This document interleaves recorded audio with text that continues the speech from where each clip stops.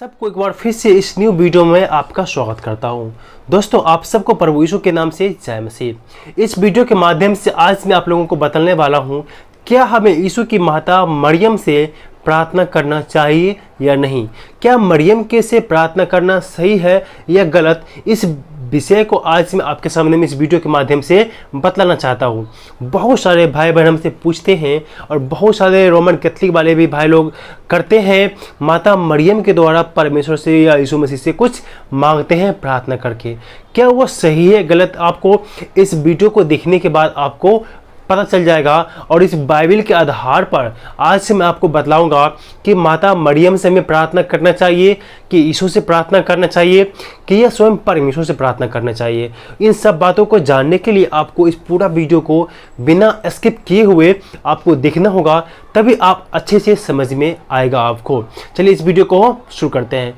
दोस्तों, आगे बढ़ने से पहले हम ये तो जानेंगे ही कि हमें माता मरियम से प्रार्थना करना चाहिए या नहीं करना चाहिए, लेकिन उससे पहले आपको जानना होगा कि माता मरियम है कौन। यीशु की मम्मी मरियम के बारे में थोड़ा सा मैं आपको बतलाना चाहता हूँ, तो उसी के बाद हम बताएंगे क्या उसे प्रार्थना करना सही है या गलत है। हमें बाइबल के आधार पर हम देखते हैं, हमारे बाइबल में जिस प्रकार से लिखा हुआ है उसी के आधार पर आज मैं आपको बतलाने वाला हूँ। इसलिए थोड़ा सा धैर्य रखिए और इस वीडियो को पूरा जरूर देखिए। हमें लूका 1:38 बताता है, मरियम प्रभु की दासी है। हाँ मेरे मित्रों, जो मरियम है वो यहोवा परमेश्वर की दासी है। यहोवा परमेश्वर पर विश्वास करने वाली एक पवित्र बहन है। पवित्र बहन है मरियम, एक पवित्र बहन है। ये बात हमेशा आप ध्यान रखिएगा, क्योंकि उसका जो मंगनी है एक यूसुफ नाम के व्यक्ति से हो चुका था। शादी नहीं हुआ था, सिर्फ मंगनी हुआ था। मरियम एक पवित्र बहन है और बाइबल बतलाता है वो प्रभु की दासी भी है।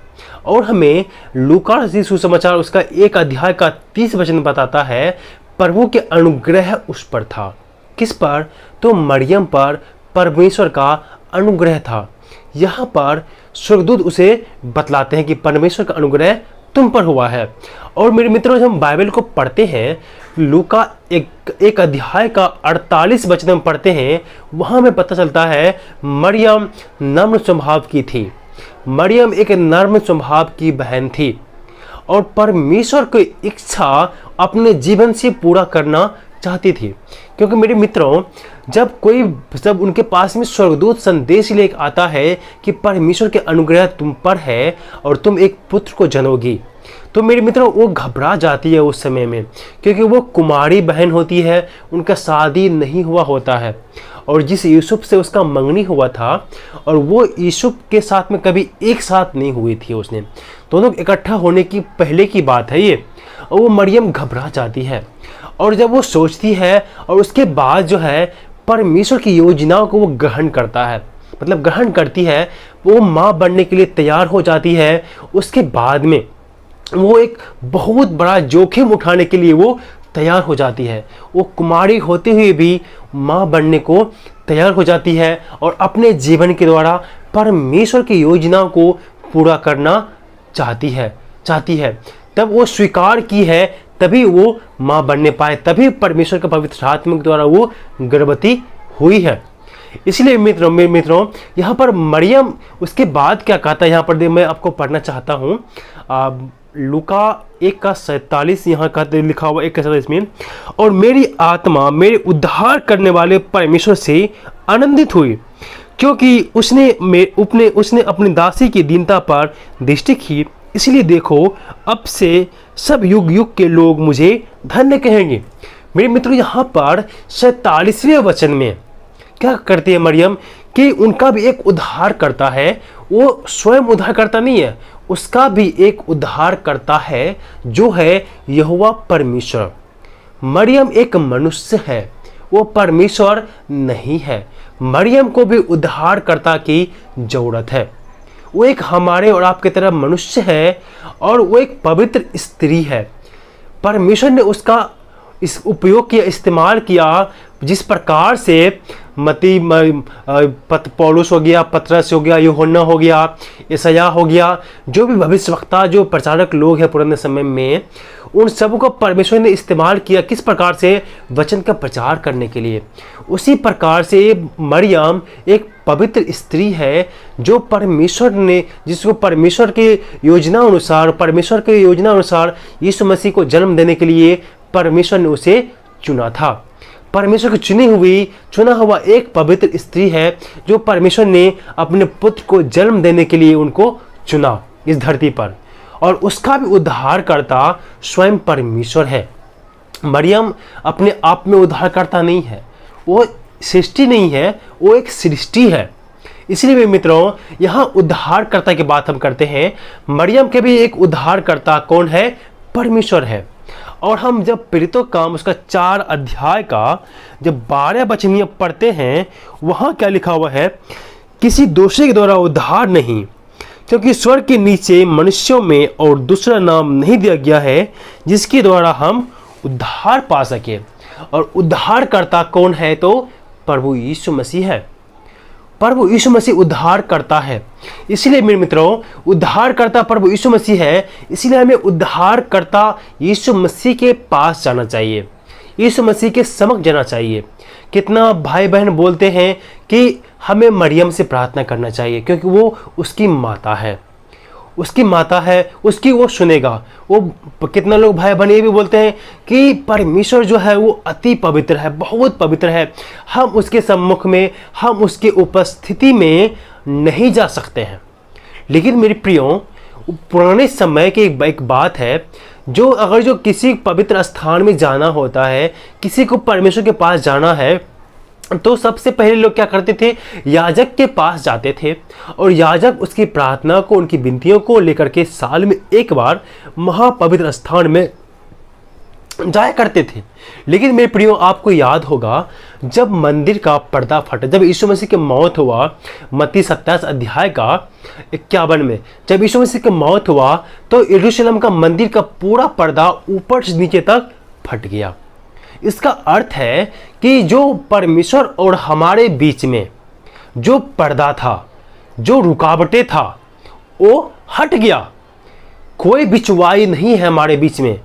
एक वचन मैं आपके साथ पढ़ना चाहता हूं, 1 तीमुथियुस उसका 2 अध्याय का 5 में लिखा हुआ है, क्योंकि परमेश्वर एक ही है और परमेश्वर और मनुष्य के बीच में भी एक ही बिचवाई है, अर्थात मसीह यीशु जो मनुष्य है। इसलिए परमेश्वर और मनुष्य के बीच में जो पर्दा था वो फट गया। यरूशलेम का पर्दा फटने के बाद मनुष्य जो है सीधा परमेश्वर के पास में जा सकता है यीशु मसीह के द्वारा। परमेश्वर और यीशु मसीह के बीच में, परमेश्वर और इंसान के बीच में एक ही बिचवाई है, वह है प्रभु यीशु मसीह, ना कि मरियम। प्रभु यीशु मसीह है। इसलिए मेरे मित्रों, हमें सीधा यीशु के पास आना है। हमें, जब आपको याद होगा, जब प्रभु यीशु मसीह ने अपने चेलों को प्रार्थना करने के लिए सिखाया मत्ती 6 अध्याय के 9 वचन से, तो उसने परमेश्वर से मांगने के लिए सिखाया है, ना कि उसने कहा कि तुम मेरी मम्मी, मेरे माता मरियम से मांगो, मेरे नाम से तुमको मिलेगा। ऐसा नहीं है। परमेश्वर से मांगने के लिए हमें प्रभु यीशु मसीह सिखाते हैं अपने चेलों को, अर्थात जो उस पर विश्वास करते हैं। तो हमें परमेश्वर से प्रार्थना करना है और यीशु मसीह के नाम से मांगना है। इसलिए मित्रों, अभी तक जो वचन मैंने आपको पढ़ा के, जो वचन मैंने आपको मेंशन किया है, इन सब के आधार हम जब देखते हैं तो हमें माता मरियम से प्रार्थना करने की जरूरत नहीं है। हमें माता मरियम से प्रार्थना नहीं करना है, हमें सीधा परमेश्वर से प्रार्थना करना है। हम डायरेक्ट परमेश्वर से मेल मिलाप कर सकते हैं। किसके द्वारा? तो प्रभु यीशु मसीह के द्वारा। हम जब यीशु की मृत्यु पर विश्वास करते हैं, उसके लहू से हमारे पाप धुल जाते हैं। हम महापवित्र स्थान में जा सकते हैं यीशु मसीह को साथ लेकर के, यीशु मसीह के द्वारा जा सकते हैं, ना कि मरियम के द्वारा। इसलिए हमें मरियम से प्रार्थना बिल्कुल भी नहीं करना है। बाइबल में कहीं पर भी ऐसा आयत हमें नहीं मिला है जो हमें यह कहा सके कि आप माता मरियम से प्रार्थना करो यीशु मसीह के नाम से। ऐसा कहीं पर भी हमें बाइबल में नहीं मिला है। एक वचन आपको मैं पढ़ना चाहता हूं जो भजनकार कहता है, भजन संहिता 146 अध्याय का 3 वचन कहता है, तुम प्रधानों पर भरोसा न करना, न रखना, न किसी आदमी पर, क्योंकि उनमें उद्धार करने की शक्ति नहीं है। वचन कहता है तुम मनुष्यों से भी प्रार्थना मत करना, उस पर भरोसा न करना, न तुम प्रधानों पर भरोसा करना, न हम माता मरियम से प्रार्थना कर सकते हैं, न स्वर्गदूत से भी प्रार्थना कर सकते हैं, न संतों से भी प्रार्थना कर सकते हैं। संतों के अर्थात जैसे संत पौलुस हो गया, संत पतरस हो गया, उनके जो चेले लोग हैं ना, उन संतों से भी हम प्रार्थना नहीं कर सकते हैं। हमें इंसान से भी प्रार्थना नहीं करना है, हमें स्वयं सीधा उस परमात्मा से, उस परमेश्वर से प्रार्थना करना है जो हमें प्रभु यीशु मसीह ने सिखाया है। इसलिए न माता मरियम से, न स्वर्गदूत से, न संतों से, न मनुष्य से, किसी से भी हम प्रार्थना नहीं कर सकते हैं। हम किसी से भी नहीं मांग सकते, क्योंकि ये सारे मनुष्य हैं और मरा हुआ है, जिंदा नहीं है। और हमारा प्रभु यीशु मसीह जिंदा है और उसके पास में वो सामर्थ है। परमात्मा होने का, परमेश्वर होने का प्रभु यीशु मसीह में हर एक वो गुण है, हर एक वो स्वभाव है जो एक परमेश्वर के अंदर में होना चाहिए। इसलिए आप सीधा प्रार्थना करें, उस परमात्मा से, उस परमेश्वर से प्रार्थना करें और यीशु मसीह के नाम से मांगे। बाइबल हमें यही सिखाता है। इसलिए हमें माता मरियम से प्रार्थना नहीं करना चाहिए, ना संतों से, ना यीशु मसीह में बार बार आपको बोलता हूँ। इसलिए न पहले वाले वीडियो में आपको बतलाया था, उसका हम पूजा भी नहीं कर सकते हैं और हम उससे प्रार्थना भी नहीं कर सकते हैं। हम सीधा परमेश्वर से प्रार्थना कर सकते हैं और यीशु मसीह के नाम से उसे हम मांगते हैं तो हमें मिलता है और हमारी प्रार्थना को सुना जाता है। तो दोस्तों, इस वीडियो के द्वारा मैं उम्मीद करता हूँ आपको एक बेहतर जानकारी मिला होगा।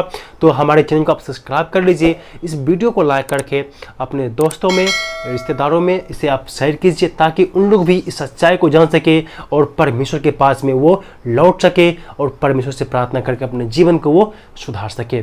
इस वीडियो के द्वारा और इस वचन के द्वारा परमेश्वर आप सबको आशीष दे। आमीन।